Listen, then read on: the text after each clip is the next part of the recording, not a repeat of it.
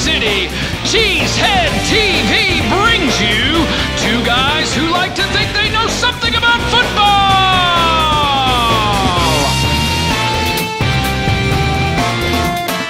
Good afternoon, everyone, and welcome back to Packer Transplants Live. I am Aaron Nagler, and with me, as always, is Mr. Corey Benke, my partner here at Cheesehead TV. We are coming to you live from the LiveX studios in Midtown Manhattan.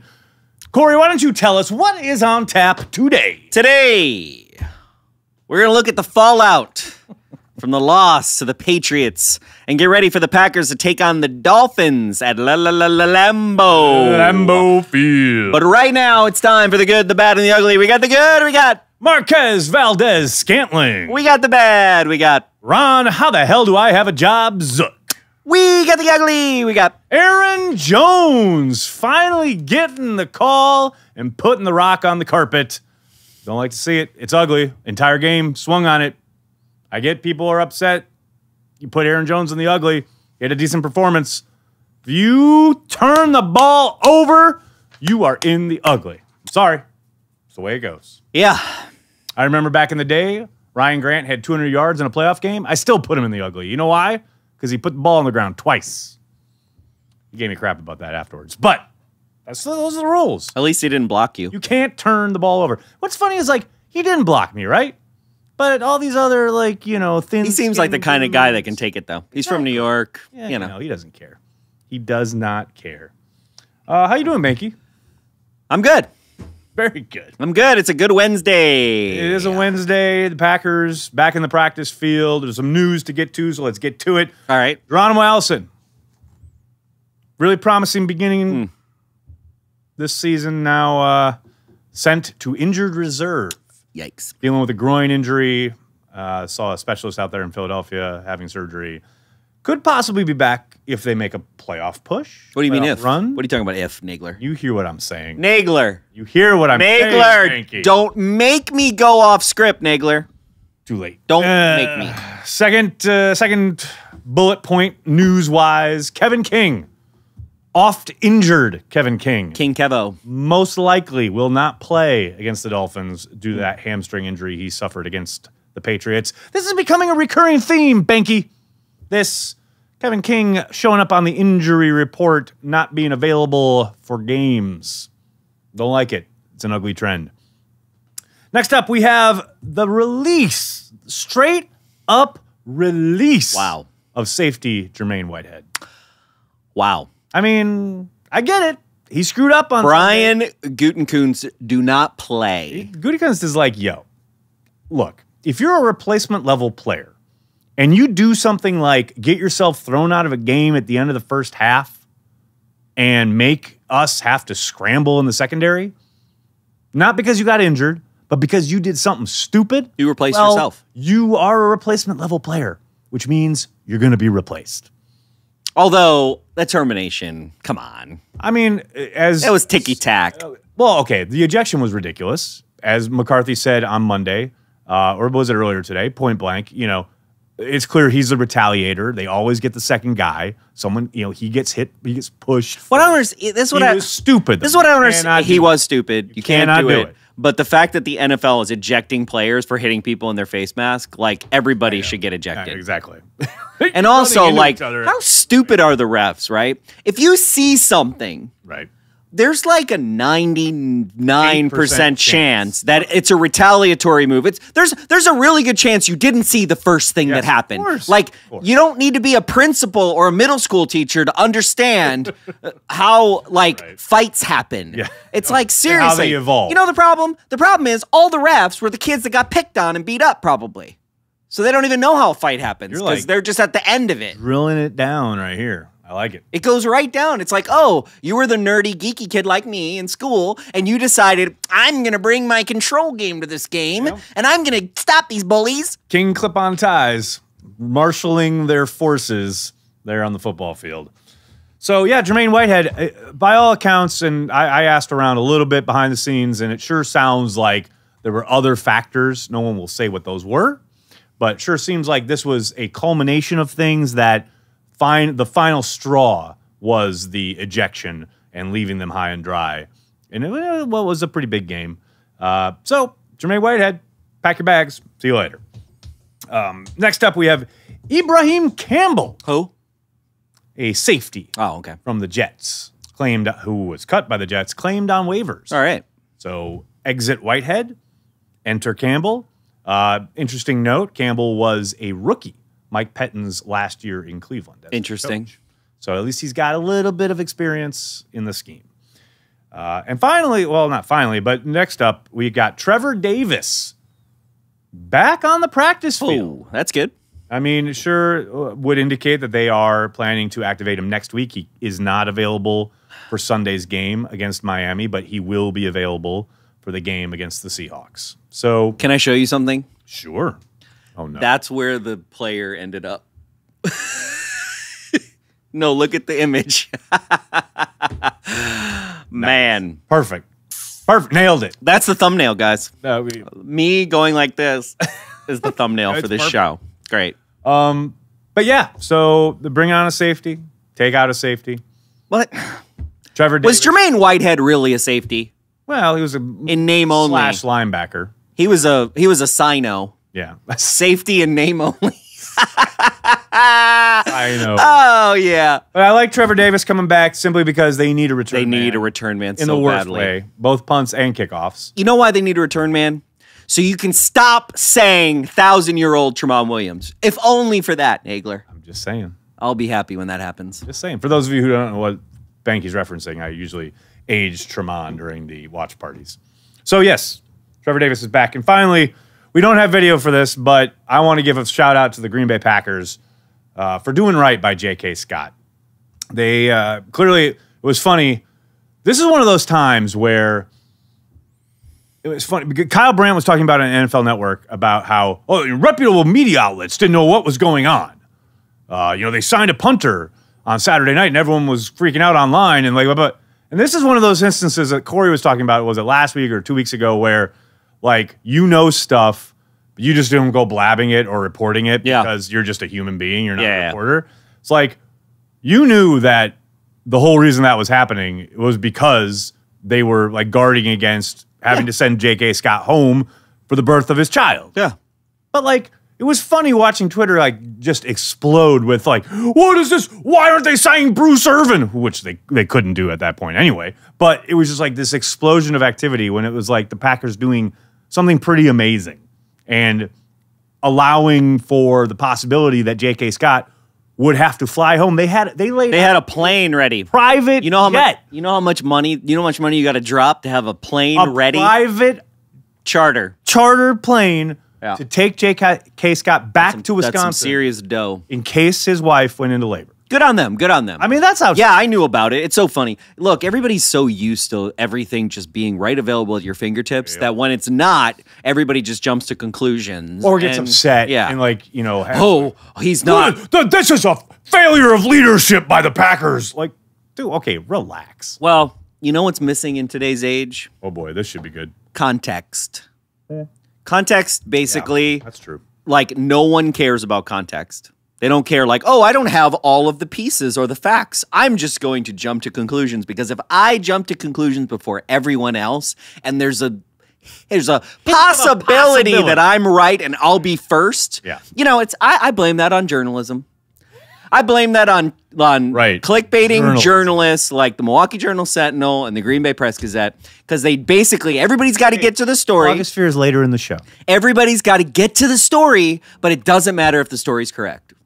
Hey, to be fair, I think the Journal-Sentinel and the Green Bay Press-Gazette were pretty restrained in their reporting. Yeah. Most of the speculation and awfulness was other places. Until they pay me back for training camp, I'm just going to blame them. We never told that story. We'll tell that story one day, but first we got to get the Packers a little better. A little better. A little better, indeed. Talk about needing to get better. Let's talk about the offense. Can we talk about the offense for a second? Can we talk about how frustrating I think that's the third offense rail. is? I think the offense is the third rail. It's so frustrating to watch. And the biggest frustration, there's two of them for me. Obviously, there's the time management issue, but the big thing is the red zone woes. Yeah. I mean, this is a team that used to be able to, they would move down the field, they would get into the red zone, and it was near automatic. Now now I'm just going to say it. Subtract Edgar Bennett, add Joe Philbin, add a supposed red zone weapon in Jimmy Graham, and now you got nothing but problems in the red zone. I'm gonna say one thing about that you make a really good point. A rare good point. But you make a good point. And I was trying to get you to do a spit take so badly right there. I was so trying. Close. I saw you drinking and I was like, very close. I can get him. Sometimes the show just comes down to whether I can give you a spit take or not. Right, exactly. Everyone, because they love nothing more than to say how much I don't know about football. And even you last year, when I was like, you know what? Edgar Bennett has done this ascension, right? Now, I did think Edgar Bennett had to go to a different team, but everybody just poo-pooed the fact that Edgar Bennett doesn't know anything. He's just a running backs coach, but I think it's a really good point. You take him out of this team, you take some of the coaches what happened? Like, that was a consistent thing. Yes. Joe Philbin failed in Miami. Failed. Yeah, he did. As a head coach, that's very different, though. Failed. He did. He failed. Yes, of course he did. So, yeah. Ben McAdoo failed in New York. Failed. You know, that's one job. These are different jobs. But to be fair, Philbin's addition has certainly not translated into anything close to what you would call improvement, consistency. It's just baffling to me where they used to march down the field on opening drives and score. That was just a given. That's what, like, for all the other issues and problems they had last year, they scored on their opening drives more often than not. Almost all of them. Well, what do you think that is? Well, I think they came close to cracking it last week until they came to the fucking time issue. And that was the thing that kind of went mini viral after our watch party, me losing it and tearing apart Packer Man. Because look, Mike McCarthy gets all the heat. And I understand people love to hate Mike McCarthy. We get that. But Aaron Rodgers is part of the problem too. Well, and do you buy into that? No one ever wants to talk about that. No one ever wants to say, well, oh, Golden Boy, he's untouchable. Rodgers is part of the problem. But do you buy into that? 100,000%. So do you buy into, whatever happened to the first 15 plays being scripted? Do you buy into the fact that they haven't are done that in a long time? But do you buy into the fact that, like, he just can change a play anytime he wants? Well, majority of the time, yeah. Okay. He has options on almost every single play. Now, how much of that he's doing, how much of it is him doing it within the structure, and how much of it is him seriously 100% changing, like completely changing it, that's up for debate and really unknowable from the outside. But I'll tell you, when you're constantly getting down to 1 second on the play clock, we've talked about it before, defenses can just pin their ears back. Yeah. And look, like that opening drive is a perfect example where he throws it up, right? It's an incomplete pass. Incomplete pass. So the clock is stopped, and going into third down, Rodgers is tying his shoe. And then coming out of tying his shoe, he gets up to the line, and he's completely nonchalant. Oh, okay, you go here. You giving signals, whatever. And then he's calling the thing, and Corey Linsley's adjusting protection. We're down to like 3 seconds now. It's like, okay, you're tying your shoe. Great, tie your shoe. But then when you get up done from tying your shoe, you got to go. But, like, there's no urgency. And Rodgers is part of that. I don't care. You can blame McCarthy all you want. Yes, he's absolutely culpable. But it's a partnership. Both partners have to own it. Mm-hmm. And all I see is people ripping on McCarthy with good reason. But Rodgers, I mean, if you look at his press conference, he's owning the fact that a lot of it's he did on Sunday night. 100%. Much more than he did after the Buffalo game where he came out and was really petulant and whiny about the game plan or whatever, which, he's got legitimate points. I do not take that away from him. But Sunday was like the real first time I saw him come out and really own it. Really say, like, I've got to play better. I'm really disappointing myself. I'm disappointed in myself. Yeah. He has got to hold up his end of the bargain. But how much do you think, like I just wonder, here's the things that I wonder as a fan, right? Mm-hmm. So like on Tuesday or Wednesday or whatever day they sit in coaches and they got the quarterback meeting, right? Yeah. So do you ever think that, McCarthy and Philbin, quarterback's coach, who I don't know who it is not Tom Clement, that's the last quarterback coach I remember, because I don't really care. Do you think that those three coaches plus Aaron Rodgers plus the backups, right, look at each drive and grade him on what he decided. Like, hey, you had 3 options here. 1,000,000,000% they do. So absolutely. He's graded on every single decision and not only just on where he goes with the football, but what adjustments he made at the line, given what he's looking at defensively. All of that is graded. There's 3, like there's plus, minus. But then how do you change that? How do you like put more of a quote unquote leash on him? Well, at this point, you can't. Planning, but that's part of the problem. Is that their relationship has evolved in a way where Mike has acquiesced to Rodgers in such a way that how does he turn around now and say, Aaron, we're gonna dial it back a little bit. We're gonna take a little control. And to be fair, Mike did say earlier this year, Rodgers it was after that Buffalo game where Rodgers went off in the media, and McCarthy had a great quote. He's like, it's like he equated it to Seabiscuit or a famous horse, where he's like, he wants to run. And it's my job as a play caller, my job as a coach to kind of pull back on the reins a little bit. I think he's not pulling back enough. I think he's got to help his quarterback. I've beat this drum for years. When Rodgers struggles, rather than, okay, we're going to just keep opening it up and hope that Aaron finds Aaron. No. Pull it back. Run the ball more. Limit his ability at the line of scrimmage. Go for your game. You do your game planning meetings all week. You look at the film. You look at the weaknesses that you're facing defensively in your opponent. Trust that work and go to town. Like, you're just this wide open ability for your quarterback to change everything almost, not always, but almost all of the time is just leading to middling results that leave you stubbing your toe again and again and again. There has to be a variable, right, that we don't know or don't see. Oh, I do. If not multiple, there's no way that there isn't. Absolutely. There's some kind of variable there that either there's an obstacle to McCarthy reining in his quarterback. Well, there's his contract. It's hard to turn around after you've paid the guy $1 billion, and say, you've clearly made the commitment saying, I guess, you are the face of the franchise. You're the most important person in the building. Everybody knows that. So it's got to be hard for a coach to turn around and say, especially one who's given his quarterback control of the offense for years. I guess. Turn around and say, that's what you get. I'm taking it all back. Look, that's what Mike gets paid for too, though. That is 100% what Mike gets paid for. And that's why I get frustrated. A lot of these things are psychology, right? It's like, hey, your knee's messed up. Like, let's do this. What about this? What about this? And get buy-in, right? And maybe that's where people are so mad at McCarthy because, I don't know why, but that's why people seem to be really mad at McCarthy because they feel like he's lost this team somehow. Yeah, it does kind of feel like that at times. I love Brandon Jones on the chat here. Yeah, don't tie your shoe, Rodgers. Mike McCarthy is dual play. Yo, didn't say don't tie your shoe, Rodgers. I said get up and go.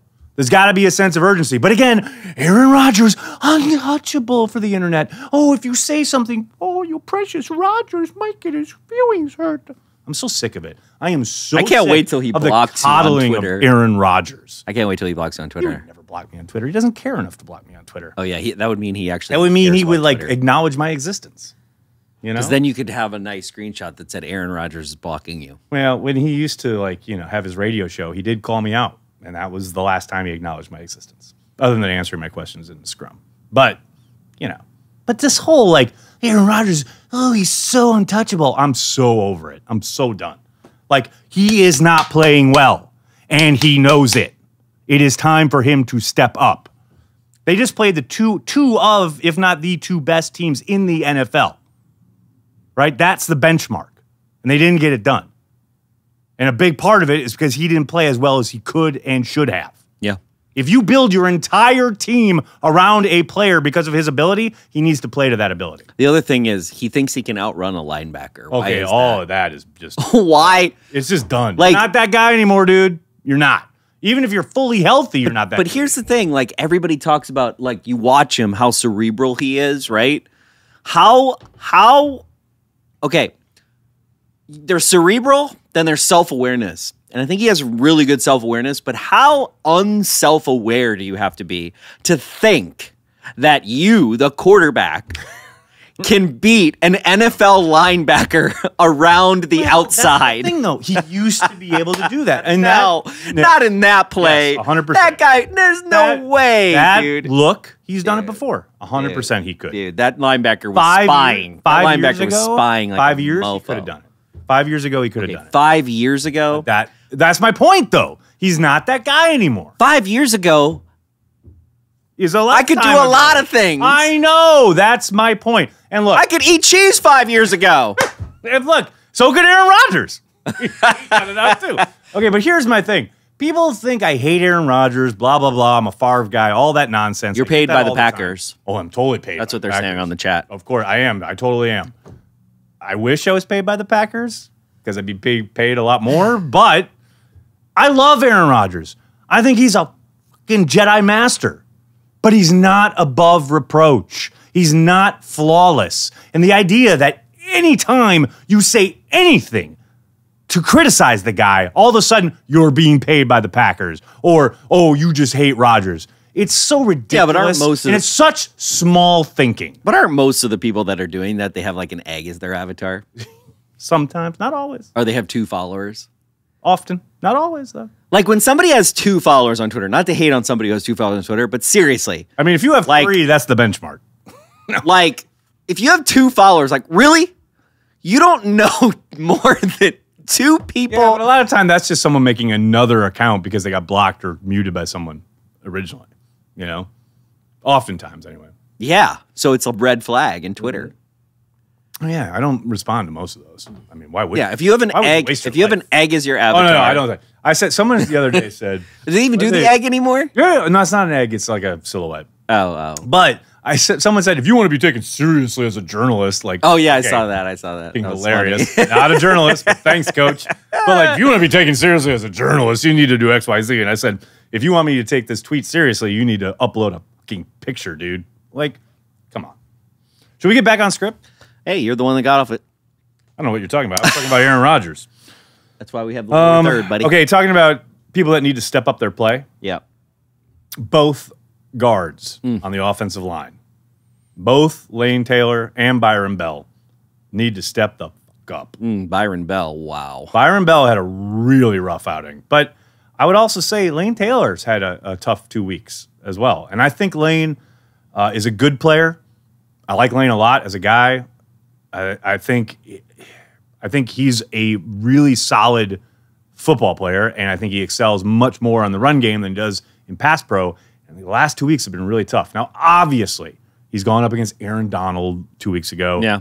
The Patriots did a good job of getting after him on Sunday, but he needs to step up his game. A lot of that interior pressure is what's causing Rodgers to flush out early, miss open guys, etc. You saw the NFL Films clip of Bill Belichick, yelling at his defensive line or defensive front, keep getting after their guards, because they knew that's the weak spot. That's where, and if you can get Rodgers off his mark and running for his life, he's going to get outside. He's going to throw the ball away. We've seen it time and time again. I think Taylor can step up his game. I think Bell is that's who he is. And that's going to be a consistent problem throughout the year. So we'll see how it develops. Maybe Mike does something there, more slide protection, more tight ends in the backfield, etc. But that's an issue. That's an issue. And here we go again. Miami's got a good front. They can get after them in the same kind of way. Oh no, you're looking at the chat. You're not even listening to what I'm saying. I was, but you know what we missed? You were speaking of Mike. Yeah. We can play Mike's best and worst. Oh, right.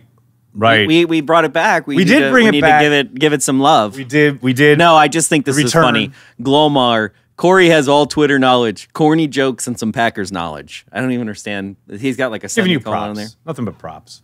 Nothing but props. I have only corny jokes. And Packers knowledge. I don't think my jokes are corny. They might be cheesy, but they're not corny. Really? We're going to break down cheesy versus corny? Yeah, you want to do it? No. All right. So this is Mike's best and worst because, Corey and I were talking. All the talk in the last kind of 48 hours has been about Mike McCarthy and the job he's doing or not doing with the Packers. We used to do this segment called Mike's Best and Worst. We've brought it back. It's going to be up each and every week on YouTube. Make sure you're on our YouTube page. If you're watching on YouTube now, if you're on Facebook, come over to YouTube sometime, subscribe. But here's the return of Mike's Best and Worst.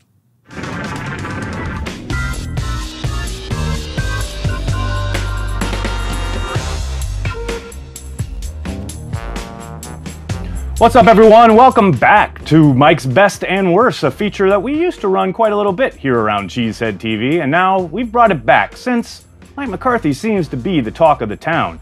Now, what we usually do is look at one good thing Mike did each week and one bad thing. Obviously, lots of focus on the bad so far this week, so let's talk about something good that Mike did against the Patriots, which was opening up with the no-huddle offense. It's not getting talked about a lot because the Patriots obviously opened the game with their version of the hurry-up, but the Packers did come out and quicken the pace, something that we've wanted them to do for a good long while. The Packers did it, marched right down the field, and then, of course, got the delay of game penalty and everything went to hell, but opening up with the hurry-up was a good idea, and it's something the Packers need to do more of. And that brings us to the bad side of the ledger, which is the sloppy play and the continued bewilderment when it comes to clock management. Mike needs to rein in his quarterback. Right now, Aaron Rodgers is trying to do way too much, and it's showing up on the football field, especially when it comes to marshaling the line of scrimmage and trying to get everything just right prior to the snap of the football. Just call the play, get up to the line of scrimmage, and go. This offense is ready to break out. They got to get out of their own way, and Mike McCarthy can help them do so. That's it for this week. Make sure you're tuning in to everything we do on YouTube each and every week at youtube.com/cheeseheadtv. Tell your friends, subscribe. Subscribe is what he's saying there. Subscribe. Do it. I always want to address TMOS27. At this point, we should probably just call it Mike's Worst. I thought that was funny. That's the whole point. The whole point of the video is Mike does something good that no one talks about every week because all they do is focus on the negative. And if all you want to do is focus on the negative, that's on you. It says more about you than Mike McCarthy. That's true. That's all I want to say. Speaking of the negative, let's move on to the defense. Yeah. So there's some negative. There's a lot of positive in that. But there's defense. some positive, and I thought there's more positive than negative. And to lead it off, we'll talk about Tramon Williams, your boy, who I thought held up. Yep. I thought at times he was a liability. When I was coming off the game after watching it live, I thought, oh boy, I don't know about Tramon. But going back and watching it, he held up. He held up okay. He obviously he had the play where he kind of got caught between trying to make an interception and or a tackle where Gordon just goes off. But for the most part, I thought he played really well. And that's a tough assignment in a tough place. You're going against Tom freaking Brady. Yep. You've just been moved to safety. You've had maybe 2.5 practices. And now, good luck. I thought Tramon held up really well. I want to talk about two things that people are just dismissing. Oh, boy. Okay. How many fourth down stops is against the Patriots? How many times has Tom Brady been stopped on the goal line on fourth down in his career? I bet it's not that many. Yeah. I bet it's not more than 10. Well, what was funny is like I kept waiting for them amazing to just like run it up the gut. That didn't work. Okay, come back and do a Tom Brady sneak. They did it in the middle of the field, but they never did it down by the goal. Yeah. Then the other thing is the consecutive stops on third down after the stupid roughing the punter. Yep. Ron Zook, how does he still have a job? I don't know. Zook. I always think he got fired because when I want to say Ron Zook on Twitter sometimes, and then I'll be like, no, he's not special teams coach. That guy got fired like years ago. Nope. No, he didn't. He's the new Mike But Stock. the back-to-back stops, you know, had we got that win. 3 and out, they punt, you rough him, they get another set of downs, and you make him go 3 and out again. That's pretty outstanding. And how many times that's you know, those two things to happen in the same game with this Packers defense. When you look at this Packers defense in the last decade, it speaks to their potential. It speaks to they fell apart in the fourth quarter again after a bunch of injuries and a stupid ejection, but it's like the potential is there. You see the improvement from when Capers was here. Like it's so close to being a real cohesive unit that can play against anybody, any of the great offenses in the league. And it's funny because it took, for 3 quarters, it's 17-17. They held them to 17 points. And one of those touchdowns was that opening drive where they threw the kitchen sink at him and went completely turbo hurry up. Yeah. You know, because they knew Mike Pettin knows what McDaniels likes to do, etc. So they threw a curveball at him. And even in the fourth quarter when they fell apart, it was off trick plays. Yeah. You know, so Well, and they held up. They held up okay. The inability of the Packer defense to sniff out a reverse for the second time, that hurt. Well, a reverse and then a reverse throwback screen. I mean, that's a flip, and like the amount of trick plays thrown against the Packers in that game was kind of. Does the Patriots do that all the time? Not to that extent, but McDaniels. It felt excessive. McDaniels had to pull some stuff out, but I think the more disheartening thing, like I don't like trick plays. Yeah. Fine, they're going to practice them. They're really good at them. They called them at the perfect time. You're going to get beat at that more often than not. I get it. That's a really good team with a great offensive coordinator taking advantage of you. That I get. The more disheartening thing was when they decided to just line up and run the football after the turnover. Yeah. And Cordell Patterson, their version of Ty Montgomery, just rams it down their throat. That was disheartening. And that's where they really, I think, miss Muhammad Wilkerson. Because it's, Daniels and Clark, as great as they are playing way too many snaps because they can't trust, Montrevious Adams. They're playing Lancaster. They play both of those guys, Lancaster especially, way more than they have in the past. But they still, they don't have the heft up front to hold up for 4 quarters. They can hold their own for a stretch, but after a while, they just get worn down. And then the Patriots took advantage. They just shoved it down their throat. And that's disconcerting. And that's why the Packers need to play with a freaking lead for a change. Yeah. We'll get to that later. Good luck with that. Yeah, exactly. Can we talk about someone that, I've held off? Oh, dear. I've held off getting too crazy on this guy because, he's a solid football player. But right now, Nick Perry is stealing money from the Green Bay Packers. I mean, he is stealing. I mean, that game on Sunday night was almost embarrassing.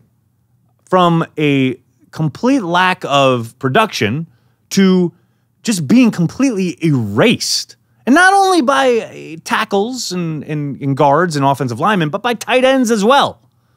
I mean, they ran at Nick Perry with impunity.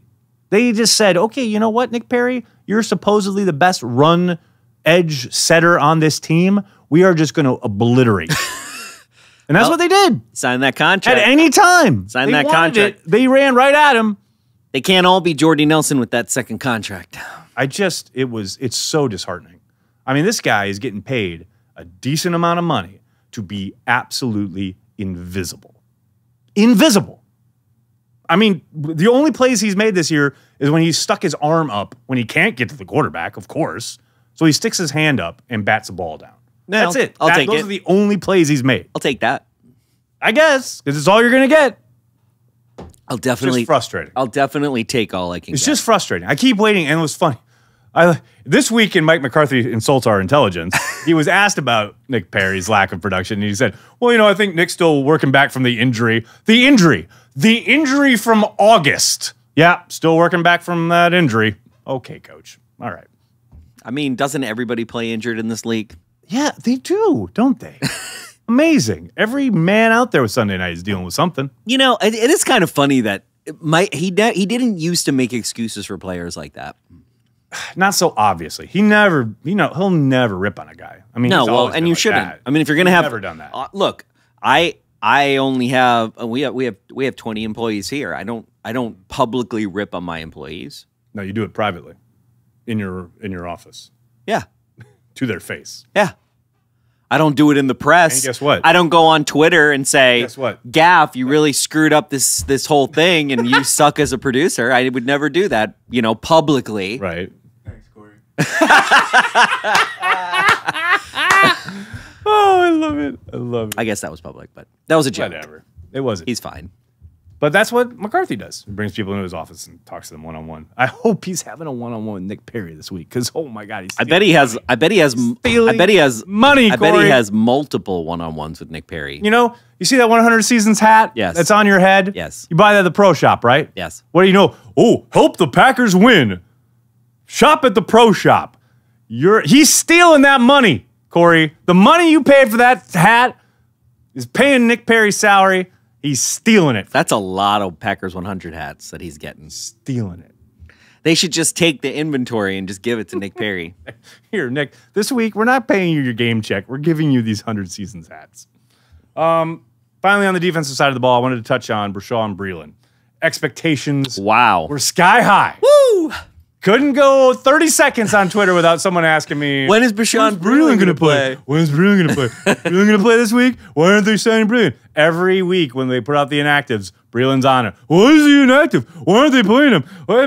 I guess we know now why they wanted to take their time. Because up and down, a little rough. I think you saw promise, but you saw also a guy, who hasn't played a lot of football and was rusty. Wow. Grabbing people. I think rusty is an understatement. Yeah, well. He was terrible. I don't think he was terrible. I think you saw, going back and watching it again, I think there were some good moments. There was good stretches. But he did get taken advantage of a little bit, and he certainly displayed some rust. But hopefully, now he'll get a couple weeks in the system, a couple terrible quarterbacks.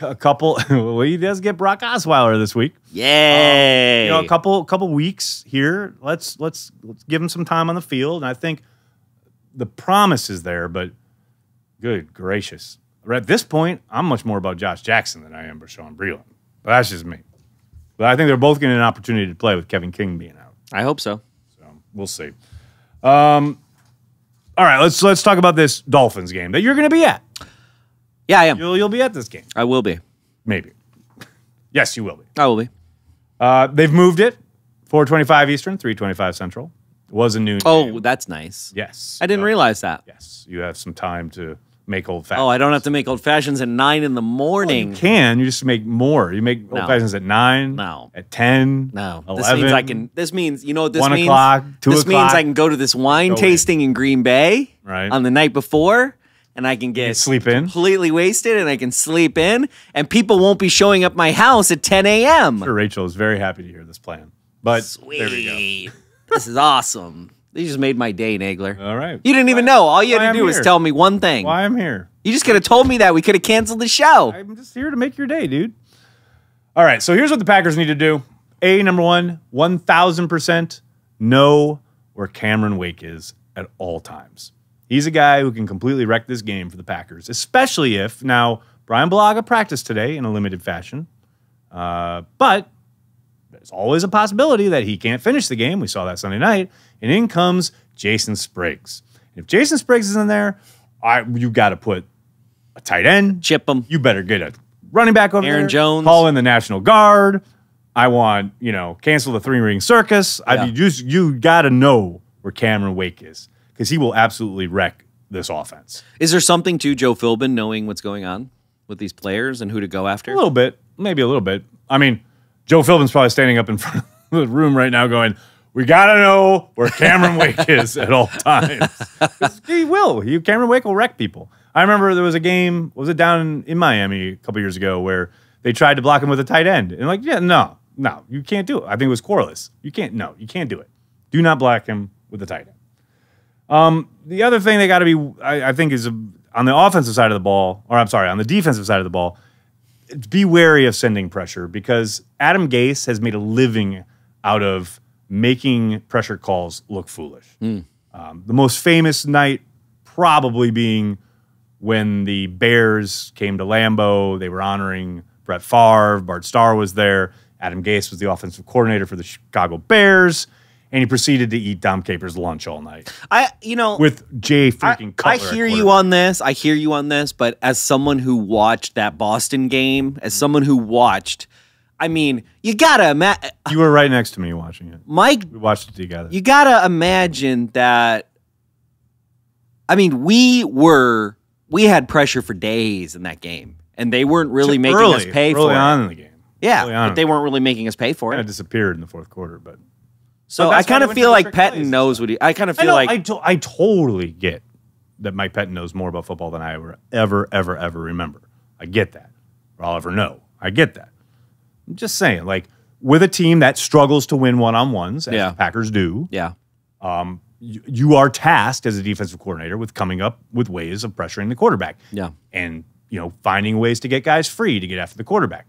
Adam Gase lives for that stuff. He's just his whole career as an offensive play caller, he's been very good at knowing how and when to counter that. So that's all I'm saying. Just be wary. Speaking of Adam Gase, the best way to limit what Gase wants to do or can do is get a lead. Can we get a lead just one time? Just one time? I think you're asking for too much. Get a lead. I mean, get a lead. Not like in LA where they got they got a lead, but then it wasn't really, they had plenty of opportunities to really blow it open, and then they didn't. Like, get a lead. Because Gase will be limited, especially with Brock Osweiler at quarterback. Yeah. Brock Osweiler. Why is led the Dolphins to victory? Why is he still in the league? Because he led the Because everyone's Dolphins desperate for a quarterback? Yes, of course. Of course. He's terrible. He is terrible. But he can help them win in Lambeau Field. No, don't say that. I'm just saying. Okay, look. It's the Miami lead is all I'm saying. Look, what's the temperature supposed to be for this game? I have no idea. Okay. You're the one going to Green Bay. It's the Miami. I'm watching it right here. It's the Miami. It's the Miami Dolphins coming to Lambeau. There's no way that they can play in the cold. Okay, that's all I gotta say. Okay. All right. We're gonna go with that tried and true trope. Yeah. Funnily enough, there is some internal strife in Miami this week. They have a safety who literally quit in the middle of the game last week. I'm dead serious. Like Whitehead?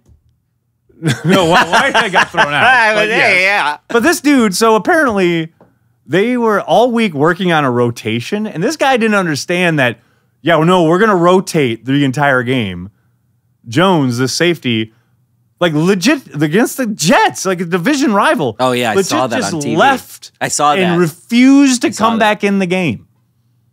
So all signs point to a discombobulated Dolphins team coming up into Lambeau.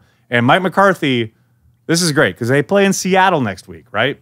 On Thursday night. So they have a short week. So the media is always like, oh, what is the travel schedule? What is it? Oh. What is the practice schedule? Because they all got stuff to figure out, whatever. Mike was asked about it today at his press conference. And this is Mike, you said you're going to leave for Seattle then Tuesday. Correct. Could you kind of walk us through that part of your schedule and decision making? You want to talk about that Monday after the win, or? Yes, after the win. Okay. Great. All right, save your question then. The win. Boom. Not the game. The win. Boom. He talks like me. I love it. I knew you'd like that. That's for you, Banky. Look, we have this thing as live producers that I like to talk about. This is going to seem counterintuitive, but it's called visualizing failure. You get that from NASA, right? It's actually a NASA terminology they teach people. Right. And because some people are like, you got to visualize win. So extremely confident people like Mike McCarthy and myself, we always think we're going to win because we're optimistic people. You only because those people are really good at visualizing failure, and they can think about that, and they never get negative, right? Because they're visualizing the things that are going to happen, that are going to go bad, and they've got a backup for them, which then makes them confident enough to know that they're going to win. That's amazing. You just blew my mind. We teach that here. I think it's time. Well, you're going to learn that. Okay. It's definitely time. It's time. Hit it, Gaff.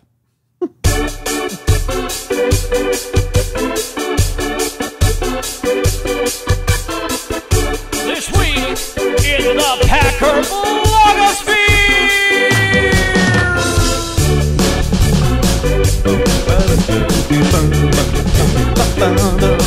That's right. It's this week in the Packer blogosphere. The return of that venerable series. Someday we'll learn about. One day we'll learn about fading that. That's all right. That's all right. It's all good. We'll learn.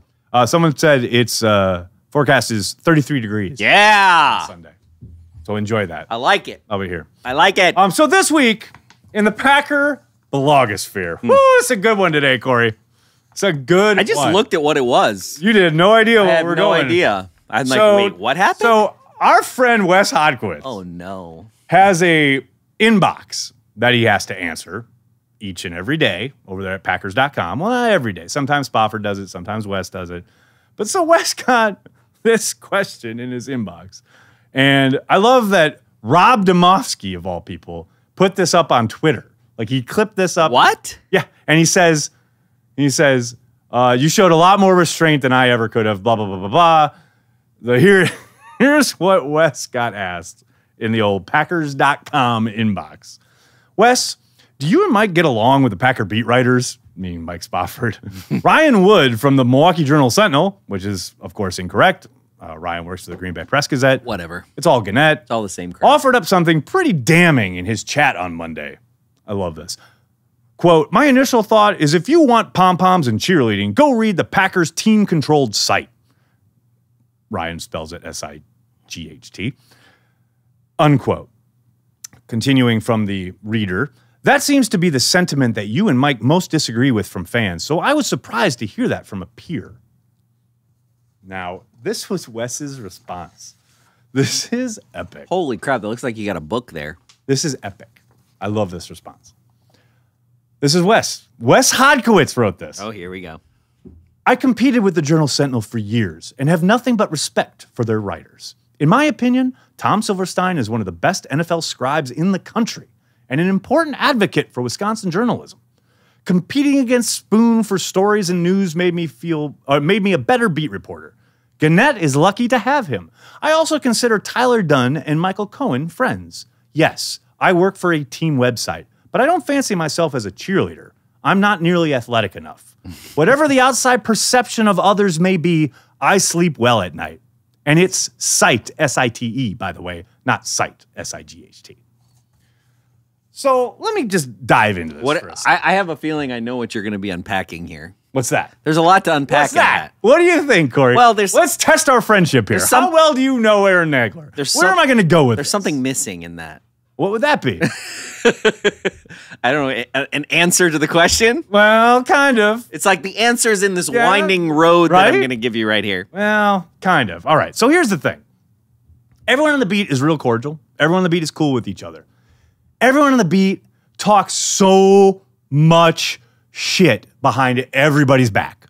Everybody's back. I have zero doubt that everyone talks shit about me behind my back. Oh, yeah. I do. Of course they do. I do. I'm sure they did it while I was on the beat. It's fine. I can't tell you the number of times I have had texts or emails or whatever from whoever about whatever has been said online or in a publication or whatever. Can you believe so-and-so? Like, it's a freaking sewing circle. It's a high school. I swear to God. And it's always about the same factions, right? Yeah. This whole team-controlled website thing is, oh my, you would have thought, was it 2 years ago or something? The Packers gave quotes initially to a free agent that they signed to Wes and Mike, but like on the Packers.com. And this is when I was with Gannett.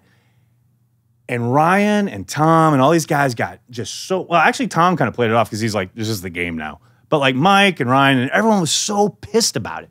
Like, and they wrote online and something like, oh, it was in the article that they wrote about the free agent signing. They were like, well, you know, according to a team-controlled website.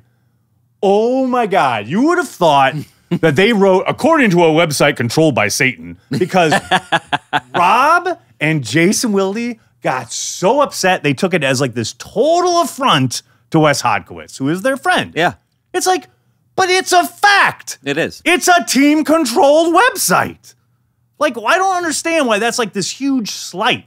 No one's pretending like not. Wes's checks aren't signed by the Packers. It's only like that in the bubble. Exactly. It's only like that in the bubble. That's the only place where anyone gives a shit. Yep. Like, and it's exacerbated, and I've said this before. Right. It's exacerbated by the fact that the only thing in my beautiful town that I love so much, there's only one thing there. It's exacerbated by that. Right. By the fact that the Packers are It's exacerbated by the fact that it is the thing. It's the thing I love, right? Right. The thing I love, that's what it is, but you don't get away from it. So, and when you're in the bubble, I mean, I've only seen snippets of the bubble, and everything I've seen, it points to that. It's like, wow, it's not just high school prom. It's like, it's literally like, how can I look at everything as it affects me? It's the inability of journalists to understand that they're a part of an entertainment complex. Absolutely. Like, it is entertainment. The New York media long ago, right, understood, hey, we're covering sports. We go in the sports section. Yep. We different than the politicos and all the other people. Yes. That never happened in Wisconsin. No, especially with like, well, look. Never happened. And the other thing that happened, that there's going to be a reckoning, okay? Oh, dear. There are too many writers that no one is reading, okay? When is the last time that anyone, maybe that watches this show is a bad control group? Right. I mean, you know, you pointed out, for instance, we talked about this earlier. You pointed out this great Tom Silverstein article where they buried the lead and there was actual news made. You pointed out the news yesterday, the Whitehead thing, where he broke the news that Trevor Davis was getting called up. And it was buried, right? But it was totally buried. So I said, you know what? I don't even read. I love Tom Silverstein. I love his writing. Right. I don't read him. I don't have enough time. I have more time to see a video or see a thing or see a tweet or see a thing. And I'm still up to date with stuff, right? Because the world has changed, right? If you told me on Twitter, or Jason Wilde told me on Twitter, or Wes Hodkins, hey, read this article, you would go read it. I might read it. Yeah. But that's not what anybody's doing anymore. This is not how we're consuming content. I'm consuming content on the New York Times. I'm reading articles, but I'm not reading about the latest, you know, who is reading these articles that are like long articles about, I mean, like Michael Cohen, who is reading this stuff? I want to see the athletic subscribers, and I want to. A lot of people are reading it. That's the thing. No, what's good about the fragmentation? What's good about the fragmentation of the media landscape is that there are lots of different choices. Yeah, I love that. But this idea that, it comes back to it's a team control website that's producing content for the team.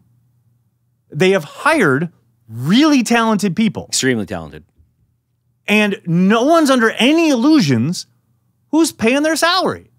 So I don't understand why it's this huge slight to say it's a team control website. It's not a slight, but to Wes's point, to even boost Wes more, not only do they have a talented writer, right? All the writers there, not just singling out Wes, but Wes he covered East and West Green Bay sports. He is a local kid he knows more about the radio landscape, the media landscape, everything going on in Green Bay. So the information he's filtering, the way he's filtering information is through this Wisconsin filter that I love. That's the other thing. It's not what's his name that I don't even want to say, who's a moron who they had, Vic Ketchman. It's not this like, oh, I went to Pittsburgh and Pittsburgh's the team. Oh, we're in Green Bay? Okay, let's talk about Green Bay. Oh, Pittsburgh, though. It's not that, right? It's the opposite of that. The greatest 10-second summation of Vic Ketchman's experience and it's at Green Bay that will ever be. You could write a novel and would encapsulate it the way that just did. That was amazing. Well, the only thing I missed was the patriarchy part. Though. Oh, and women, they're weird. But Pittsburgh, though. That was great. It's just like, okay, part of it is the Rodney King, can't we all just get along thing? Because, you know, every time that Ryan or Tom or someone from Gannett points out that it's a team control website, Rob or Jason has to like jump to Wes's defense. And it's like, again, no one's under any illusions here. It's not a slight. It's a fact. So that's it. That was just my thing where I was like, really? We're all going to just like, I just don't know. Personally, and you're not personally, and no one's gonna like this, but I feel like there's more bias coming from the other news organizations towards the Packers that gets inherently into the media coverage than there is coming from the Packers. Well, I don't think Wes is writing articles to be like, oh, what are my bosses going to think? Right. But you can bet your sweet ass that everybody at Gannett is writing shit, except for Tom Silverstein, about what their bosses think and how they can get a leg up in their thing. And how can because what's crazy is they don't really there's this lack of self-awareness about where they fit in the picture, right? This has happened many times where you've been like, oh yeah, so-and-so wrote an article. I'd be like, wow, did they really think that through? Because they just write the article because they're like, oh, I'm a reporter. I just need to write the article, not where this fits in the context of the world that I'm living in right now. I don't know. To me, it's like, I hear what you're saying about bias, and it is unfortunate that the age-old adage of if it bleeds, it leads is alive and well. And the negative stuff is what people want. Yeah. It's what drives clicks. We have more viewers when there's a loss. Exactly. 100%. Your Monday morning web traffic after the Packers lose is exponentially more than a Monday morning after they win. That is just a fact. It's like the numbers prove it week after week, etc. So I understand what you're saying as far as there's a bias to be negative and to drive clicks. But having worked with those guys, I never, ever once, not one time, had any kind of contact, not even just directly, but indirectly, where I was in meetings with people or we were like kicking around story ideas, where anyone, an editor or anybody, said anything close to akin to, well, we got to do this instead of that. Right. It was always about the writers being able to say, I want to try this, or I want to do this, or it's very writer driven. Mm-hmm. But to your point, those guys aren't living in the current media landscape. They all came up through newspapers. And I think that, to me, is where the gap is. Yeah. It's like Wes is working for a 21st century media company. Yeah. And he is. The rest of them are working for a dying industry. Yeah, and it's gonna get even more like that model. If you look at esports don't even have they have one company that makes the game. The same company makes the rules. Right. The same company makes the players, and the same company is the broadcast company. Yeah, exactly. That's the world we're moving to, and that's where the Packers and that's where everybody is going. Absolutely. All right, everybody on the chat, I'm sure, is very, very bored. They just watch this. Hey, sometimes we nerd out, man. Sometimes we niche out. I actually don't think that was nerding out. If we talked about like technology, that would be. Nobody wants that. All right, you got anything else you want to spit into the blogosphere here? Yeah, we're gonna win. Come on, let's do it. I like it. That'll do it for this week's episode of Packer Transplants. We'd like to thank everyone who connects with us across the internet, be it here at Cheesehead TV or any of our social channels. You guys really help make this a unique fan experience. That's why Corey and I are here. We are, and will always be, devoted to Green Bay Packers fans worldwide. I think it's honorable to take the high road when something like this happens. Is there any positive in terms of motivation for your guys, how ticked off they are about how this played out? Any of that can be used in any positive way whatsoever? I'm not in the mood for drama tonight, Jason. Okay? I appreciate that. What do you think you told the critics tonight?